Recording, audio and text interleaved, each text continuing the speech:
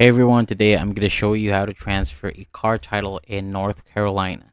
So this is important because it makes the ownership change official whether the vehicle is being sold, gifted, donated, or transferred in any other way.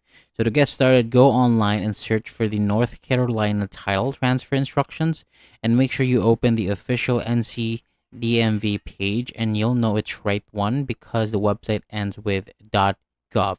So once you are there, you can follow the steps listed on the page while you prepare for your documents.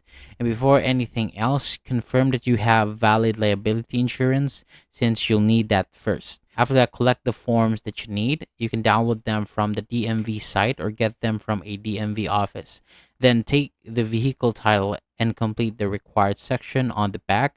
So the buyer and seller will need to enter the buyer's name and address, the date the vehicle changed hands, and the seller's printed name and signature. If an odometer reading is required, make sure it is written in as well.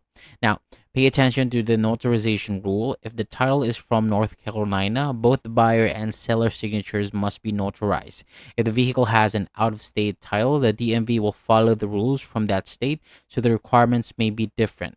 You may also need to list any existing damage on the vehicle, so don't skip that part if it applies. There's also a tax exception for certain family transfers. If the vehicle is being transferred between close family members like a parent and child or spouses, the person receiving the vehicle may not have to pay the highway use tax, but they still need to complete the MVR 613 form, which is the tax exemption certificate. So once everything is filled out correctly, choose how you want to submit the paperwork.